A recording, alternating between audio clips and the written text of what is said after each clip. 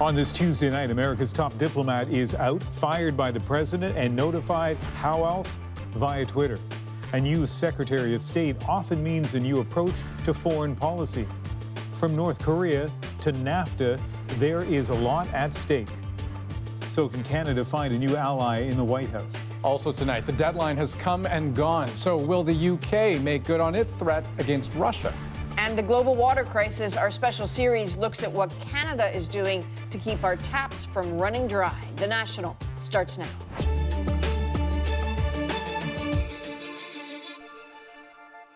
Outgoing U.S. Secretary of State Rex Tillerson thanked a lot of people as he made his exit today. His colleagues at the State Department, the military, the American people, but not the president.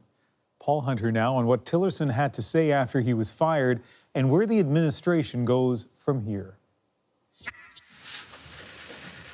On the day he was pushed aside, say many, the real surprise is that Rex Tillerson had managed to stay in his job for as long as he did. What is most important is to ensure an orderly and smooth transition. It's been no secret that as Secretary of State, he and the man who hired him, Donald Trump, had failed to see eye to eye on all kinds of things, not least the Iran nuclear deal. Tillerson backed it. Trump wants it torn up. We got along actually quite well, but we disagreed on things. In underlining the divide, Tillerson said to have learned he'd been fired by reading about it today on Trump's Twitter feed. I, Rex Tillerson, solemnly swear. Labeled by some one of the weakest state secretaries ever, Tillerson's fate was likely sealed on the day last year he's said to have privately called Trump a moron, something Tillerson never actually denied. You address the main headline of this story that he called the president a moron. I'm not going to deal with petty stuff like that. I mean, this is what I don't understand about Washington. Nonetheless, on Capitol Hill today, dismay at the latest Trump appointee shown the door, especially now. To fire the Secretary of State right before, maybe a North Korea visit and all this just is more chaos. I just think that this administration has fallen apart. Then there's Trump's pick to replace Tillerson, CIA Director Mike Pompeo, a Trump loyalist with a Tea Party background.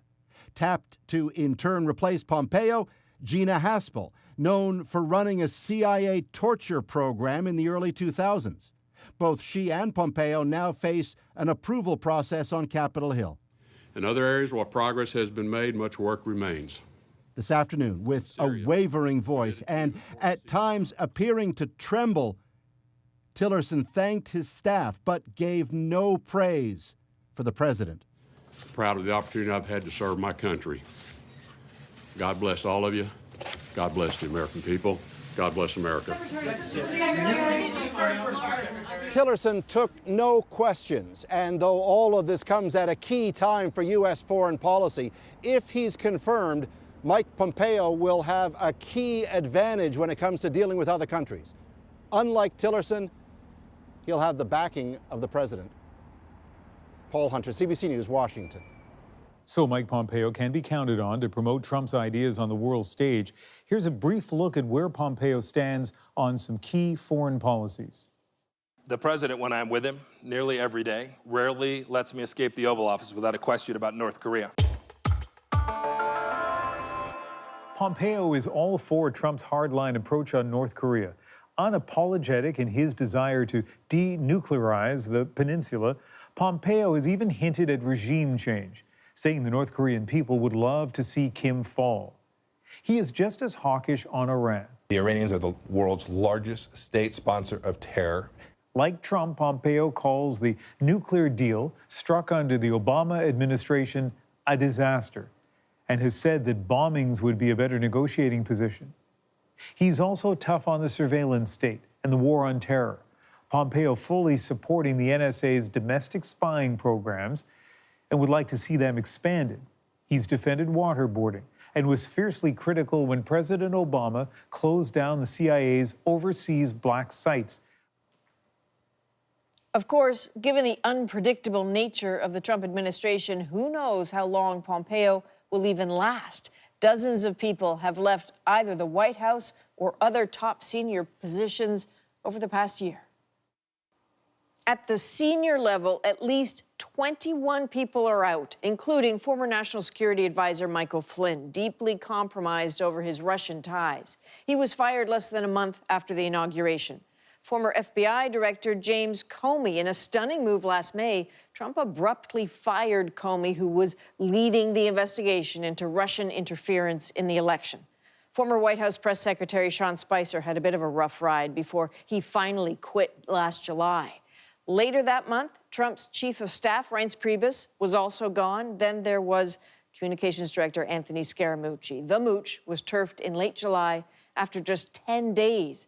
A couple of weeks later, there was a major shakeup. The president dumped Steve Bannon as chief strategist. He's the one who was credited with helping put Trump in the White House. And just last week, Gary Cohn, whose Democratic credentials made him a bit of an odd pick as Trump's chief financial advisor, well, he quit. And if this seems like a lot of change, it is. In less than 14 months, the Trump White House has seen higher turnover with senior staff than the last 4 presidents. So what does this latest shakeup mean for Canada? Well, it's no secret that Foreign Affairs Minister Chrystia Freeland had a friendly relationship with Tillerson. Some have even called him a key ally. The former CEO of Exxon and the Alberta-raised politician share a love of horses. Both were comfortable taking the reins of high-level diplomacy. In an interview last June, Freeland spoke warmly of her U.S. counterpart. I said to Secretary Tillerson the first time I met him that I thought he was probably the cabinet secretary with the deepest knowledge of Canada and the Canadian economy, and he did not disagree. That feeling seemed to be mutual. During my first week in office as Secretary of State, I think, if not the first meeting, certainly one of the very first meetings that I had with a foreign visitor was with Foreign Minister Freeland. In January, the two co-hosted an international summit in Vancouver, a gathering of foreign ministers to press for a diplomatic solution to the North Korean crisis. On other issues, they always seem to speak in the language of cooperation.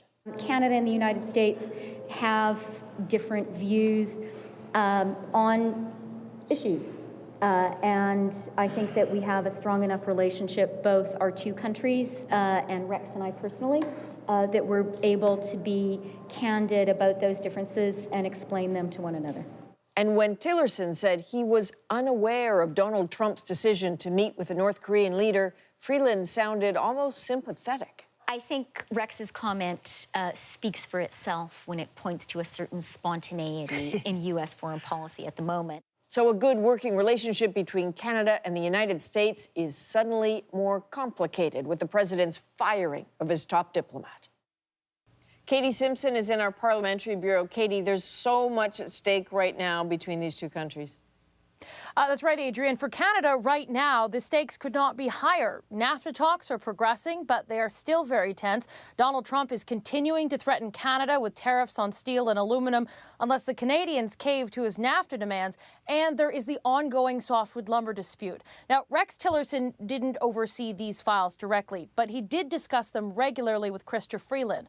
She now has to try to develop the same chemistry with Mike Pompeo, but she's not starting from scratch. When Pompeo starts his new job, he should have a basic understanding of how Canada and the U.S. work together on at least security issues since he served as CIA director. According to Colin Robertson, who is a former Canadian diplomat, that's a bonus for Canada. He will have a geopolitical sense of Canada. My sense is, given the Five Eyes and the intelligence sharing that goes on, that he will have an appreciation of Canada on the security side that we will now do our efforts to remind him on the economic side. Pushing that economic side may not be too hard. Pompeo used to be a congressman from Kansas, and Kansas is a big agriculture state. It sends about $300 million in agricultural goods to Canada alone every year. So don't be surprised if Freeland talks about that when they meet for the first time in this capacity, or the more than 80,000 jobs in the state that depend on trade and investment with Canada. Well, when you talk about trade, Canada's put so much effort into issues like NAFTA. Is all that homework useful now, or is it lost? Well, it's not necessarily lost. As much as Freeland liked Tillerson, he didn't have the president's ear, and he hasn't had it for quite some time. So Freeland and Tillerson could agree on whatever issues they wanted to, but it certainly did not mean Donald Trump was on board with any of it. Pompeo does have Trump's attention, though, so the trick here will be getting Pompeo to understand issues from Canada's perspective to make this an effective relationship. Okay, Katie Simpson, thanks very much. Thanks. Now, as Katie mentioned, the president tuned Tillerson out a while ago, but the media sure didn't. And in his last public statement before he was fired, Tillerson took aim at Russia, backing up the British Prime Minister's assertion that Moscow was behind the poisoning of a former spy and his daughter. The White House had been reluctant to go that far, at least until today, when Trump sounded like he was ready to take Britain's word for it. Well, it sounds to me, I'm speaking to Theresa May today, it sounds to me like it would be Russia based on all of the evidence they have. I don't know if they've come to a conclusion, but she's calling me today. It sounds to me like they believe it was Russia, and I would certainly take that finding as fact. So with Trump now backing Theresa May, the question is, what comes next? The British PM gave Russia an ultimatum. Answer for what's happened by tonight or else. That deadline has come and gone. And as Chris Brown tells us, not only is Russia still denying it, it's pushing its own theories, some on state television.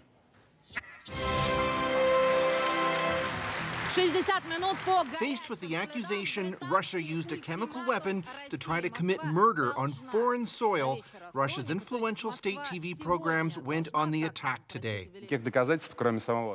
There's no proof, but it's enough for Britain to practically declare war on us, said one of the hosts. Under the law of Russophobia, anything goes, said conservative Alexander Romanovich.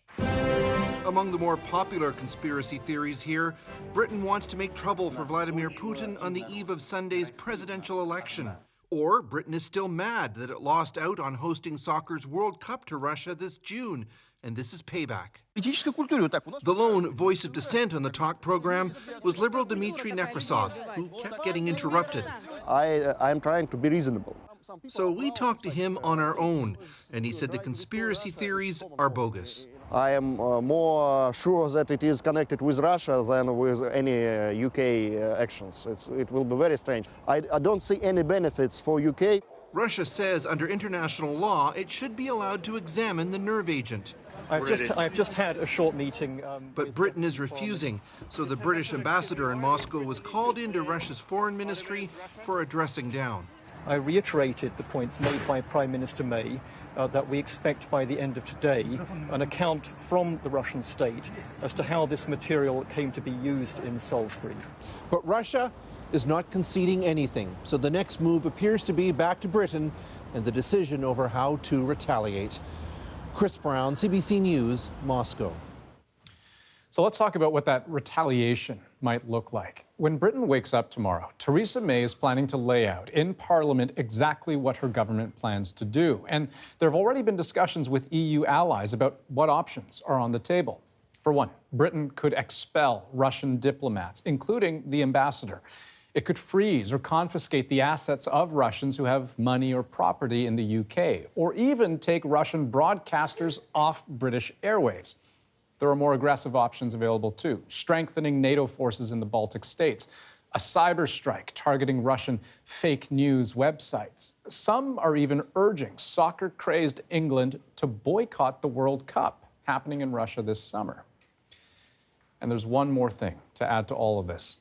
Another Russian exile has turned up dead in Britain. Friends say 68-year-old Nikolai Glushkov was found dead in his London home, which was still being searched by police late tonight. The businessman had connections to a prominent Kremlin critic. At this point, police say there's no evidence connecting Glushkov's death to the poisoning of Sergei and Yulia Skripal, and it's not clear how he died. But Britain has now ordered an official inquiry into more than a dozen other mysterious deaths of Russians in Britain in recent years. Okay, back now to Canada. The Prime Minister continuing his tour, hoping to reassure workers who could be caught in the middle of a trade war, Ian. Andrew, the message from Prime Minister Trudeau is that he will defend Canada's steel and aluminum industries in the face of protectionist U.S. threats.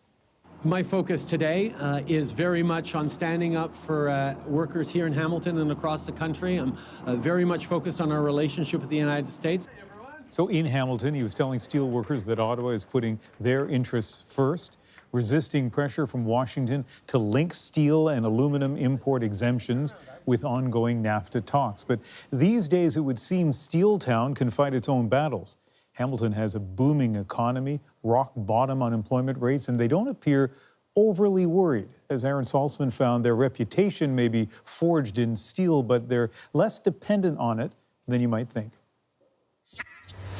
The afternoon shift change at National Steel Car and the Prime Minister's visit at another plant just down the road hasn't gone unnoticed here. I think it's about time. Jay Whitley has worked here for 23 years. We've lost a lot of manufacturing jobs, and you know what, if we don't start doing something to save them, what are we going to do for our kids? And yet, I don't think we should be too worried. Even with hints that the exemption for Canadian steel may be only temporary, even with the possibility the U.S. could pull out of NAFTA, in the past, either of those might have been devastating for this city of about 500,000. But times have changed. Healthcare and education now employ nearly 10 times as many people as the steel industry here. We don't want to dismiss the steel industry. It's important to Hamilton and the country, but it is not everything in Hamilton anymore. We've got the most diversified economy in the country. And the economy is booming. Housing starts are up. Unemployment is down. One of the lowest rates of any city in the country. In what was once a seedy downtown strip, there are now hip restaurants and brew pubs. So how long has this been here when we walk this way? That's at least three weeks now, yeah. At Peter's Paint and Body Shop, it can take more than a month to get a bumper punched out. Cars are stacking up because there's nobody to fix them. Businesses like this, the problem is getting tradespeople. We need more people, yeah, especially young people. The show of support from the Prime Minister is nice, he says, but not desperately needed. I look at it as a photo op. I don't look at it that something's going to happen, that there's some great big announcement. Back at National Steel, other workers also shrug off the possibility of protectionist threats. How's business? How's work here? It's good. Busy now. You doing okay? Yeah. Not too worried? No worry. No, it's okay. Thank you. Thanks a lot. Because in this city right now, it seems, it's not saving jobs they need help with. It's filling them. Aaron Saltzman, CBC News, Hamilton. And here's a look at what else we're working on tonight on The National. Self-driving cars, virtual reality, smart homes. It's all next-level tech that needs next-level internet access. We'll look at the race to provide it. Plus, on the eve of nationwide walkouts to call for gun control, a solemn protest outside the U.S. Capitol. We'll take you there. And we continue our special CBC News series. Yesterday, we brought you the story of Cape Town, the city running out of water. Tonight, what's happening here? So what we're seeing in Cape Town this year, could that happen here? That kind of extreme water shortage hasn't happened here, but it's not impossible that it can.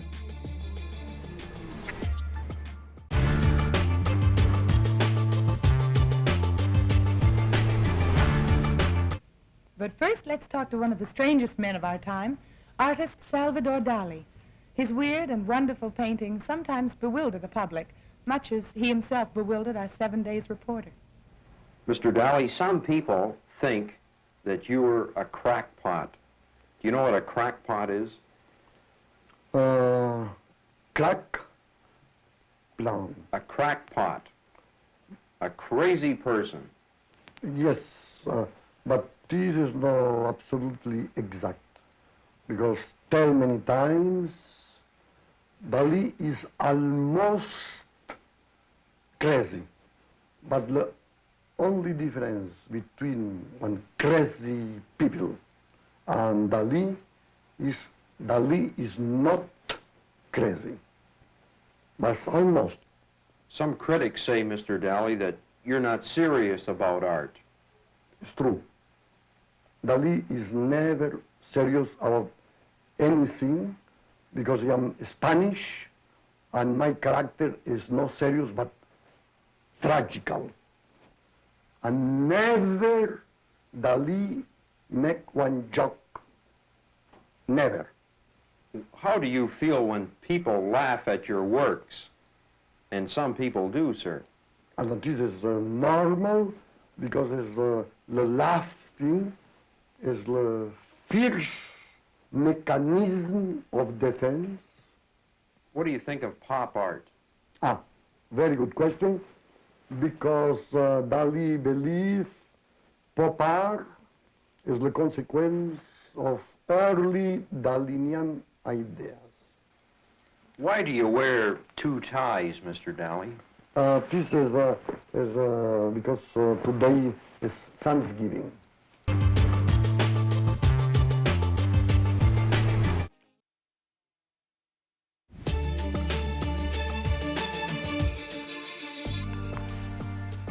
Tonight on The National, there's an Amber Alert in Quebec for a 10-year-old boy who's gone missing. Ariel Jeffrey Kwaku left his home in Montreal's North End around noon yesterday to visit a friend, but sometime after that, he disappeared. Now, typically, an Amber Alert is only issued if there's a suspect involved, a criminal element, but it's not clear that's the case here.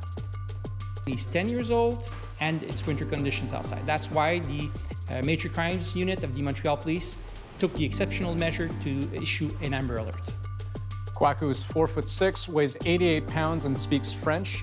Police say he was last wearing a black coat with a hood, gray pants, and yellow shoes. And they're asking people in the Ahuntsic-Cartierville borough to check their backyards for anywhere he might be hiding or taking shelter. Prosecutors in Florida say they plan to seek the death penalty for Nicholas Cruz. He's the 19-year-old suspect in the Florida school shooting, facing 17 counts of premeditated murder. Lawyers for Cruz say he's willing to plead guilty if prosecutors agreed not to pursue the death penalty. Now, it is still possible for both sides to reach a deal, but the only other possible sentence for Cruz is life in prison with no possibility of parole. Where should other Republicans be concerned? Watch it, be careful. And we're keeping an eye on a high-stakes special election tonight in Pennsylvania. Right now, votes are being counted for what was thought to be a safe congressional seat for the Republicans. It's been held by that party since 2003. But heading into today, the Republican and Democratic candidates were neck and neck. And right now, with 49% of precincts reporting, Democrat Connor Lamb is ahead of his Republican rival. A loss here would be seen as a political embarrassment for the Republicans. Spring is just 1 week away, but it sure doesn't feel that way for a lot of people on the eastern seaboard. The third nor'easter in 2 weeks is pounding the region with heavy snow and strong winds, and that storm is getting more powerful as it moves closer to the Maritimes. Here's how the storm is moving. The snow started falling in Boston early this morning and was quickly declared a blizzard. Everyone was told to stay off the roads. Drivers who weren't slipping and sliding were stuck digging out. And even though they couldn't shovel fast enough, it seems many Bostonians were taking it in stride. Well, it's not hot. You know, I mean, I have gloves and a hat on, but no, my legs are, I have fur, so it's pretty good. I'll have to shovel my legs later on. Some even taking advantage of the conditions. My gym is closed, so I need to get some exercise today. Trees and power lines that were down knocked out electricity, and a snow emergency is in effect. By the time it's over, parts of the state could see more than half a meter, up to 2 feet of snow. Moving further up the coast in parts of Maine, it's wind that has people worried. They're still recovering from the last nor'easter, which ripped up roads and knocked some homes off their foundations. Now, facing gusts of more than 100 kilometers an hour, they're worried about even more damage. And the storm, of course, is taking aim at Canada. Some parts of the Maritimes could see up to 40 centimeters of snow, high winds, and a storm surge. Still ahead on the National, 7,000 pairs of shoes, one powerful message outside the U.S. Capitol building. We'll take you to the scene of a moving protest against gun violence in Washington. Plus, as we reach the limit of what our tech can do for us, we dive into the global race to unlock faster internet speeds. Television took, 30 years to have a television in every household. The mobile phone, internet took, 12 years. Mobile phones took 5 years. Pokemon Go took 12 days to be in the hands of millions of people. This technology is really increasing faster and faster. And, without 5G, this doesn't happen.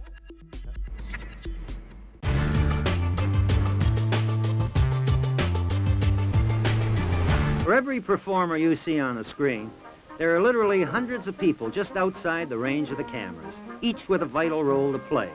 From the master craftsmen in negative film cutting, to the technicians who duplicate our scripts, from the artists who design our sets, to the delightfully eccentric genius who must edit this film you're watching. I don't think this will cut.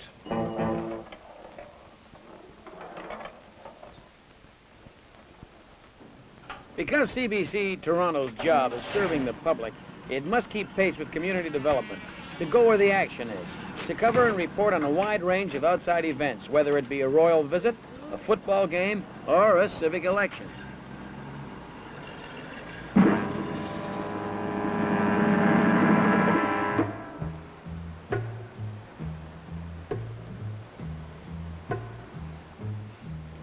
The Toronto operation has a wide scope. It allows the imagination to stretch farther than a camera cable. Over the years, the gleaming double blue of the huge 3-camera color mobile units have become as much a part of the fabric of this growing city as her dazzling City Hall complex. No, it's okay. Look, you stay. I'm all wound up. I gotta get away. No, this place is beginning to bug me. I'll go. No, if you stay, I'll go. I'll go. I insist. I got a better idea. Why don't both of us go? The great bulk of present-day programming is packaged and edited electronically under the nimble fingers of the videotape editor and under the eye of the program producer and script assistant. So that's the one that's about the third number on after the last one we saw. And we'll leave your levels up for a moment. Master Control. And as the name implies, these men and machines are the masters of CBC Toronto, the flagship station of the English network. And it is through this sophisticated gear that every film, tape, or live program is funneled. It's luncheon day with your host, Elwood Glover, and his guests, Dick Chatto and Dick Duff.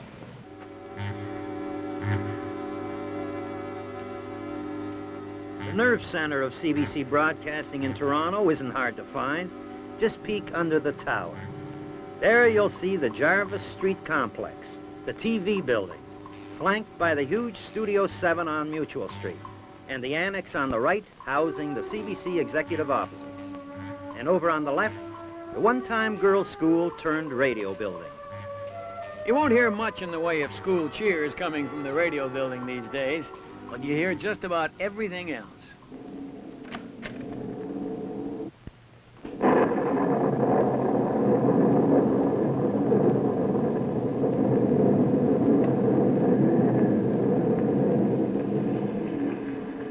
Radio sound effects department, kicking up a storm.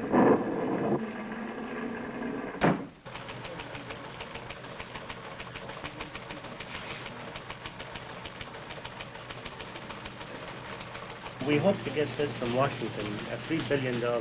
CBC Radio News, one of the most versatile and far-flung news agencies in the world, with taped news reports and live feeds from the four corners of the globe. Fine, thank you, Norm. Voice levels, please. Jim first. British MP Bernadette Devlin flew from Shannon to New York today on a fundraising visit. The World at 8. Good morning from CBC News, etc. That's fine. Thanks very much. Hi, everything okay? Yeah. See, you made it on time for once. The World at 8. Good morning from CBC News. This is Jim Chorley with Rex Loring. Here are the headlines.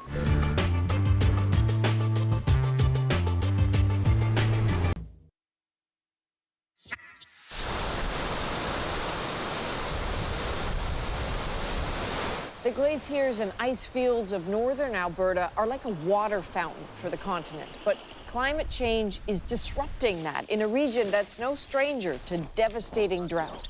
Now, the next time it comes around, we've got this much larger population base, much more water demand. On top of that, we have less glacier ice in the mountains than we used to have to provide that buffer. And so it's going to be more severe than anything we've seen. Last night, we showed you Cape Town, South Africa, on the brink of depleting its freshwater supply. Tonight, our special coverage of this global threat gets a lot closer to home. Aaron Collins examines the dangers of the prairies running dry. The snow builds up and the soil moisture changes. Finding snow in the Rockies isn't hard this time of year. It's pretty much everywhere. So this rain gauge I'm going to clear just because we've been getting rain events even in the winter here now. But measuring just how much snow has fallen, well, that's a bit harder. It's a question this team of scientists has been digging into for almost 5 years. Do I get an honorary PhD for this or something? You will. Do I? Sign it off this afternoon. And uncovering that answer matters to more people than you might think. That's because the amount of snow that falls here determines how much water millions of people across North America wind up with each summer. It's an incredible range, and the waters from this mountain range flow into the Arctic Ocean, the Pacific, and the Atlantic. So what happens here matters for the whole continent. Last year, a record snowfall was recorded here, but all that snow wasn't enough to prevent a drought on Canada's prairies. Climate change means this snowpack is melting faster and earlier, leaving the people who rely on it downstream parched by the end of summer. So people think with all this snow, they're maybe protected from drought. Is that the case? You know, the snow helps, but in a severe drought, it's not enough. And we need rain as well. And this was proven last year in Canada. So what we're seeing in Cape Town this year, could that happen here? That kind of extreme water shortage hasn't happened here, but it's not impossible that it can under an exceptionally severe drought condition. That's scary news as parts of the southern prairies brace for what could be their second drought year in a row. In the past, melt from glaciers would have helped make up for shortages that arose during dry years, but climate change means that bank of extra water has mostly been spent, and the balance is shrinking fast. The estimates right now are about 80% of the ice will be gone by 2100. Now, scientists are keeping a close watch on those receding glaciers even as the population grows and the climate warms on Canada's prairies. You add it all up, and water shortages are likely when, not if, a major drought hits Western Canada. It might have started last year. We had the beginnings of a drought last year, and it's a question of if we get a few more summers in a row like that. Back in the Rockies amidst all that snow, it's hard to believe that this part of the world actually gets less precipitation than Cape Town. All the more reason to start preparing for future water shortages now. The notion that it can't happen here is one of those things that it may be one of the most important myths to break. I think so. The Cape Town's a terrible event for that city and for Africa, but it can be a wake-up call for the rest of the developed world that we can have severe water shortages. Until then, researchers here will keep watching and measuring the snow, waiting for the inevitable, the day when no matter how much it snows here, it won't be enough. Aaron Collins, CBC News in Kananaskis country. And our CBC meteorologist, Johanna Wagstaff, joins me now. Johanna, we just heard about water concerns on the prairies. You've obviously been following the situation in Vancouver for a while now, although it's strange to even think of it as a situation. Anyone who has lived there or been there just immediately associates the place with water. So what is the problem? It's true, Adrian. People, I think, are surprised to know that despite being surrounded by water and being known for a lot of rain, Vancouver actually has reason to worry as well. So like the prairies in BC, we too rely on the mountain snow for our drinking water. Let me give you some background. In Canada, every community gets their water from their own local watershed, which is basically a naturally occurring basin that collects incoming water in the form of snow or rain. There are 595 of them across Canada, and here in Vancouver, we have 3 very large watersheds which start up in our coastal mountains. All the snow and water ends up in large reservoirs and dams that are built to collect it. They provide clean drinking water to the 2.5 million residents who live in the Metro Vancouver area. But the effects of climate change mean we're getting less mountain snow. The snowpack is expected to drop 25% by 2050 in parts of the province. Instead, BC is starting to see more extreme rainfall events in our winter months. So we're getting our drinking water coming down all at once, rather than a slow and steady melt of that mountain snow. Not only is that a trend that's expected to get worse, it's a lot harder to capture that volume of water. At the same time, drought conditions are becoming more common in our summers. Add to that a growing population and more demand from industry. And in the last few summers, Vancouver residents have had to start conserving water. Okay, so conservation is always smart, but is anything else being proposed? Well, the good news is that there are a number of different solutions out there. Take a look at this. To get an idea of what might work, we flew over one of Vancouver's watersheds with the team that monitors the snow levels and the changes we've already been seeing. One solution has to do with infrastructure. The reservoirs and dams that currently store and control all of our trickle-down water could be updated by building more dams or making the reservoirs bigger and deeper to allow us to store more of that rainfall that's coming quickly instead of the slow melt snow. And right now, the outflow valves aren't positioned at the very bottom of the reservoirs. If we made them lower, we could have access to all that water in the reservoirs during very dry years. Until now, the reservoirs have only dipped to just below half, but that's still concerning. The downside, of course, is that replacing aging infrastructure costs a lot of money, and there are concerns it could have an impact on ecosystems and wildlife. Adrian, in the end, what it will really come down to is better water conservation from everyone in BC and beyond. Our water resources may be the envy of the world, but we are the second biggest water users per capita after the Americans. Experts say our restrictions are not strong enough. So it could mean in the future we have to change the way we think about water, and we may find ourselves using a lot less of it. Okay, Johanna, thanks very much. You're welcome. We always try to look for solutions when pointing out problems, so tomorrow, Margaret Evans takes you back to Cape Town, where a resourceful woman is already setting up for the worst. You've got our main water tank, 1,000 litre. It's full. It feels such a good feeling. Yeah. You can feel the water's cool. The water she collects washes clothes and dishes, and her soap is probiotic, so she can use leftover water on the plants in the garden. Her story, tomorrow on The National. They run over into it.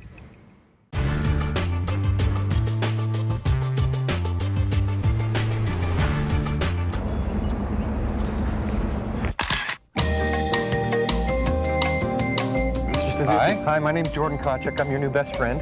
Oh, you are? Yeah. Okay. See, let's go do stuff. Okay, let's see.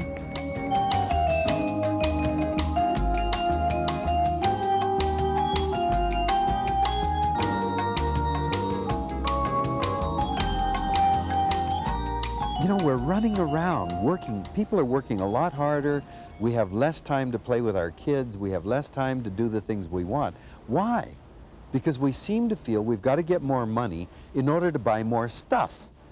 And yet, if you think about it, does stuff make us happier? I think that we've got to really sit down and ask, what is it all about? What are the things that really matter?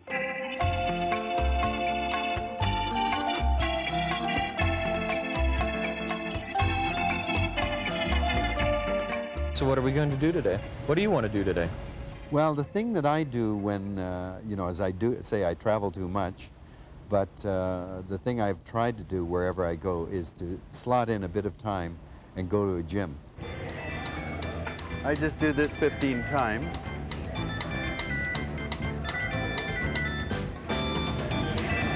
Keep it going.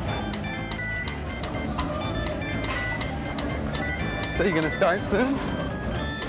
Exercising? Yeah. You live a great life, you're careful with the environment, but is there something you indulge in that makes you feel really guilty? Well, there's got to be something. Do you burn styrofoam for fun? Do you, I don't know. French fries. I have a weakness for French fries. Then why are French fries so bad? Well, they're bad for me. They're bad for me. Do you? Hey, thank you very much. No problem. Yum. Yeah, oh, boy. ketchup. No. Oh, awesome. You feel guilty? No. Now, I have to admit, I'm a little intimidated because you're you. You're bigger than me? What do you mean? Well, no, not fight-wise, but you know, like, is he gonna look at the leather in my coat? Is my coffee cup recyclable? You know, do you kind of walk around and just? No, if I did that, of course, I'd be mad all the time, and I'd be a drag. Nobody would want to spend any time with me. No, I think it's very important that we not be so judgmental that we can't meet people, talk to them. As I say, we all live with inconsistencies. We're not going to be perfect little environmentalists, perfect parents, or whatever. And we have to accept that. Good aim. Yeah.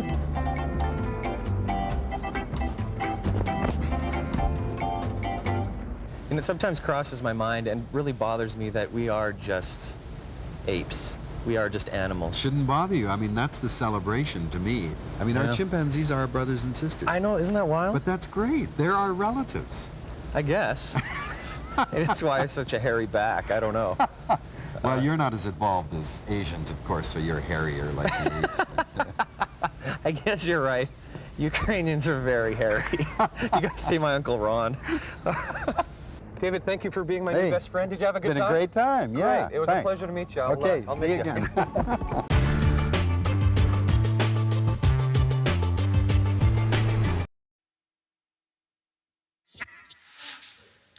The 2018 Winter Olympics were arguably the most high-tech games in history. From that swarm of lights that formed a snowboarder at the opening ceremonies to those virtual reality headsets that let spectators watch some of their favorite events like they were right there.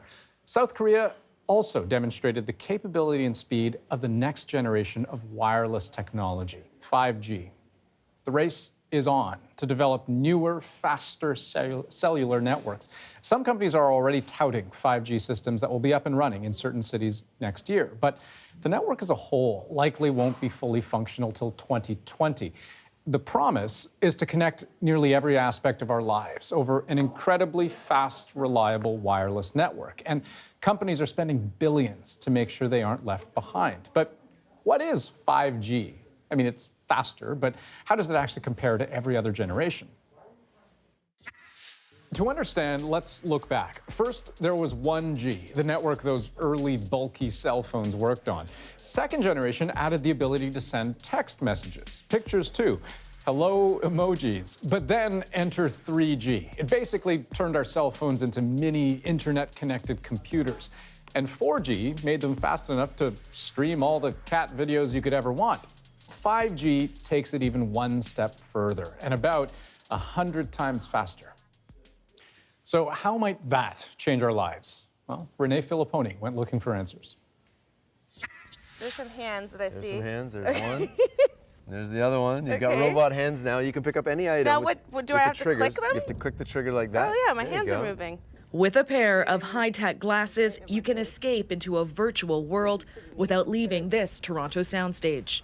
Okay, so like what I'm seeing right now, let's say we had 5G, what Yeah. would this experience be like? This experience would be in your real world. So you wouldn't So I'd be in, walking down the street. Yeah, you could be walking down the street, you could pick this up and say, oh, I want a coffee. You could order your coffee directly from it. Alan Smithson is a developer in VR and augmented reality and says while the potential for this technology is endless, he warns tech innovation is fast approaching a wall. We've seen an enormous growth in the last few years, and we've gone from headsets that make people sick. We've solved those problems by increasing the frame rates, increasing the resolution. But as you increase the resolution of these screens, of course you have to push more data. That's it, like clicking a mouse. And right now, the networks can't push all of that data. If glasses aren't wired, they can only handle small amounts of data and perform specific tasks. Venus, and it's like right there in front of me. Penny walks in on location. She has to set up the space for a product unveil for a group of clients. The device maps the room in order to construct a digital map of the space. What you see here is next-generation hand tracking. Wireless 5G could make its reach virtually limitless. So I think in 10 years out, so we're in 2028, and everybody wears a pair of glasses now instead of a smartphone, and those glasses now recognize you. So it recognizes you, your name pops up, so I know, okay, I know who you are, I know maybe your LinkedIn profile pops up. We have this camera, which is recording the position of this ball on this plate. This Nokia video shows the difference in speed between 4 and 5G. The 3 white robots are programmed to balance the ball. It only takes the one on 5G 3 seconds. The 4G network takes 11. A network powerful enough to safely run a hyper-connected world beyond your cell phone, with millions of self-driving cars, delivery drones, smart homes, and even entire cities. But there's a catch. This fast internet travels on tiny wavelengths, much shorter than the ones the current 4G networks work on. That means cell towers or receptors will need to be much closer. Right now, the 4G range is about 70 kilometers. 5G can only travel a very short 300 meters. So future networks will need thousands of mini base stations everywhere, all over a city to relay the signals. Much more complex and much more expensive. Companies around the world are already investing tens of billions of dollars, fighting to be the leaders in 5G. Getting left behind isn't an option. All else being equal, none of the Canadian players are all that much more ahead or behind, than others. In the beginning, for the average cell phone user, 5G will mean access to a lot more data. The ability to download things like a movie in the blink of an eye. So much bandwidth will be available, you won't have to worry about going over on your data plan. Today, it's a big deal when these guys give us, 10 gigabits of data a month for $60 or whatever it is. This will be much, much bigger buckets of data, almost that you don't really maybe have to pay attention to it. How did the, For Alberto Leon Garcia, it's much bigger than that. The University of Toronto professor works with grad students to develop smart and connected cities. We have here something like 10,000 streams for all of the GTA, but the target in 5G is 1 million streams per square kilometer. Per square kilometer. Square kilometers. But this area would have millions, or 1 million. 1 million. Yeah. Those dots on the map represent wireless sensors in the roads, on cars and buses, feeding out all kinds of information. Going forward, those sensors will be nearly everywhere. A network that can be deployed densely enough to get enough of the right data to be able to make smart decisions. It's all that information from those sensors that will make a world of autonomous vehicles possible and safe, allowing cars, roads, streetlights, all the ability to communicate at lightning speeds. 5G also has the potential to fundamentally change the way cities work. To reduce carbon footprint, make better use of energy, make transportation better. The ability to deploy sensors, collect data, and then do smart things to reduce carbon footprint, for example, all of those are possible over the near future. And right now, small parts of those networks are already being built. I'm in the upper levels of Rogers Centre in Toronto, and if you look up there, you will see one of dozens of new cell antennas installed to support 5G technology. It's what the future of wireless will look like with a fully functioning lightning speed network that will be a reality in some parts of the world in just a couple of years. Renee Filipponi, CBC News, Toronto. There were no poppies or moments of silence, but there were tributes all the same in Ottawa today to the hundreds of thousands of Canadians who gave their lives in the First World War, leading them, King Philip of Belgium, who spoke about the bond between these two countries. The Canadian Army played a crucial role in the liberation of Belgium in 1918, and it was at Mons that the last soldier, a Canadian, fell in the Great War. 2 minutes before 11 a.m. on the 11th of November, 1918. The ceremony took place appropriately at the Canadian War Museum on the last day of the royal couple's visit to Ottawa. As Murray Brewster reports, it's where they unveiled a special gift to Canadians. For the volunteers at the Canadian War Museum, it could have been Christmas Day. A field gun, an 18-pounder. This is where the gunner would sit. The most widely used artillery piece in the British and Canadian armies in the First World War. And for these former Canadian gunners, an absolute gem. I'm curious to know what battery was it in? Do we know any of the names of any of the people who were with it? etc., and exactly when did it fire its last round on the 11th of November. And through this tornado of death, the Canadians grimly strove. Just over 59,000 Canadians died in the First World War out of a country of 8 million people. It was a national trauma beyond imagination today. Canadian patrols continued to push forward to that final line where the war was to end. That final line was in Mons, the last battle for the Canadian Corps, fought almost 100 years ago on November 10th and 11th, 1918. The war was over. The Canadians established an unbreakable link with Mons. I think that most Canadians wouldn't know the name Mons or what it represents. It meant something at the time.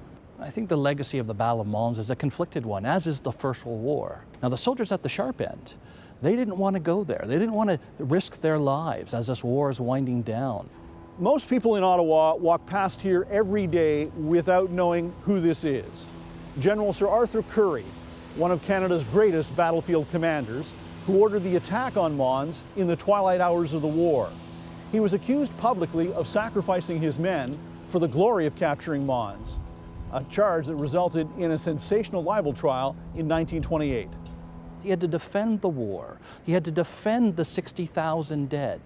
And I think Canadians could rightly be understood at the time in 1918 and perhaps 10 years later for wondering what had the war been fought for. The question of whether it was worth it is not contemplated by those who were liberated. Every day at 8 p.m. at Menon Gate, they play the last post. Rain or shine, to remember the sacrifices of those thousands and thousands soldiers. For the guys uncrating the Mons gun, it is also important to remember. Well, it's part of the history of the Corps I was in. Murray Brewster, CBC News, Ottawa. You can get the real story from CBC News journalists all day long. Find powerful images on Instagram, exclusive video on Facebook, and tweet us anytime at CBC The National.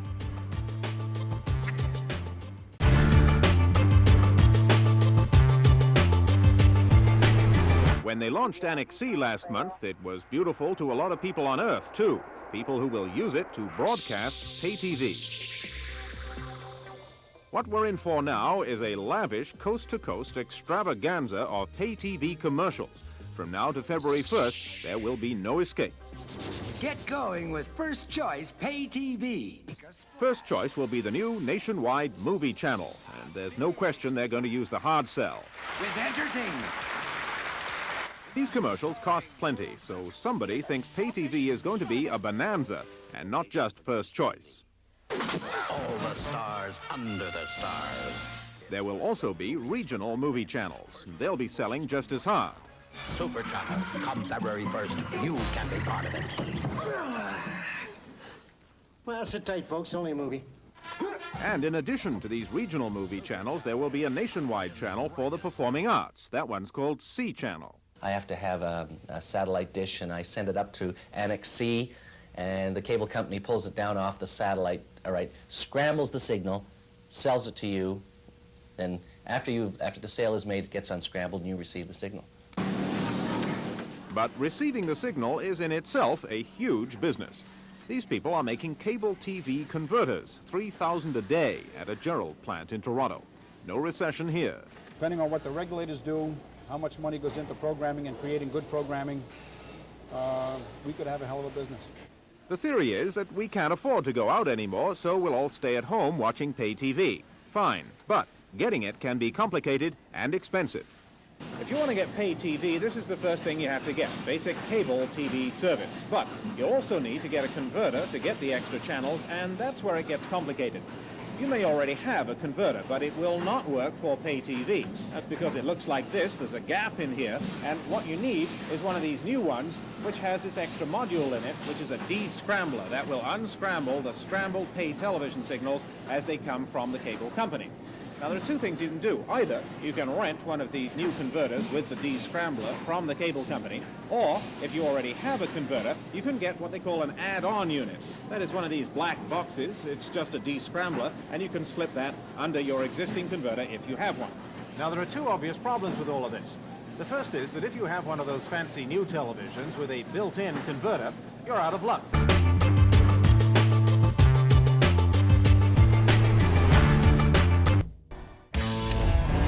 There's a manhunt for me!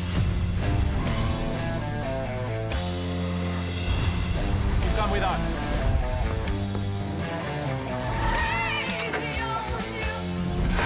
We need each other, Slade. What did you find out? You know, there's another thing that tends to motivate people. What's that? Revenge.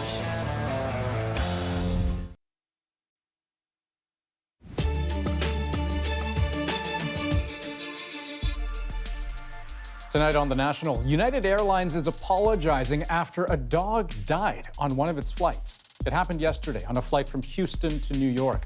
According to a witness, prior to takeoff, a flight attendant ordered a passenger to put their French bulldog in the overhead compartment. When the plane landed in New York, the dog was dead. In a statement issued today, United called it a tragic accident that should never have occurred, as pets should never be placed in the overhead bin. The airline went on to say, "We are thoroughly investigating what occurred to prevent this from ever happening again." I've learned more about humiliation in the past few weeks than I hoped I would in a lifetime. A perhaps royal example of the gender wage gap. Claire Foy played Queen Elizabeth in the series The Crown, but the actor portraying Prince Philip made more money. Show producers revealed that fact today, though they say it's because Matt Smith, who played the prince, was already very well known when the show started. Producers, however, did say that from now on, no one gets paid more than the Queen. I'm engaged. Oh my God! He asked me last night. What is happening? And another big name in Hollywood is getting behind the Inclusion Rider movement. Bridesmaids director Paul Feig said today he's adopting the idea for his upcoming films. Matt Damon and Ben Affleck have already said they'd do the same. An inclusion rider is a clause in a contract that requires a certain level of diversity in the cast and crew. And the idea, of course, really gained momentum when Frances McDormand mentioned it in her Best Actress acceptance speech at the Oscars. Tomorrow will mark 1 month since 17 people were murdered in that school shooting in Parkland, Florida. Students across the United States are expected to walk out of their classrooms in protest. And ahead of that, a poignant political demonstration was held in Washington to show what gun violence has taken away. 7,000 pairs of shoes lined up the southeast lawn of the U.S. Capitol building, one for each son or daughter killed by gun violence since the Sandy Hook shooting. We've gathered some of the stories behind those shoes, and that is our moment of the day. I think it showed us the power of an empty pair of shoes.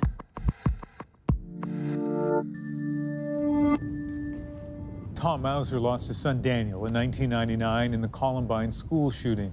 Today he placed his son's shoes on the grass. A number of weeks after Daniel was killed, we were clearing out some of his effects in his room, and I came across a pair of shoes and realized that he had the same shoe size that I did. So it then started occurring to me that it was very symbolic that I could now wear his shoes. Andy and Barbara Parker's daughter, Allison, a reporter, was shot and killed during a live broadcast in 2015. They, like many parents, have turned their grief into activism. Well, we got involved right off the bat, especially Andy, the day that she was killed. That night, you're in shock. You're first you go through, shock, grief, and then I was really pissed that this could continue to happen. Their message today, not one more. We have students today, they're seeing Columbine with something in their history books now. You got to vote, and you got to put pressure on the elected officials. They hope the image of empty shoes on the Hill will resonate with parents across the country. You know, I brought my daughter's shoes here today, and when I look at them, I think about the fact that she's outgrowing them. At the same time, I know that tomorrow her preschool is doing an active shooter drill. And I live with that reality when I drop her off at school. I think parents across the country are fed up with that. And one of the really striking things about this, the organizers were saying how individual shoes can be, because it wasn't just shoes out there. There were ballet slippers there, roller skates there, each display telling its own story. And that walkout they talked about, so that happens tomorrow at 10 a.m. across some 2,500 schools in the U.S., and it's a walkout for 17 minutes, which is supposed to represent 1 minute for every one of the 17 people murdered in Parkland. All right, well, that is the National for Tuesday, March the 13th. Good night. Good night. Good night.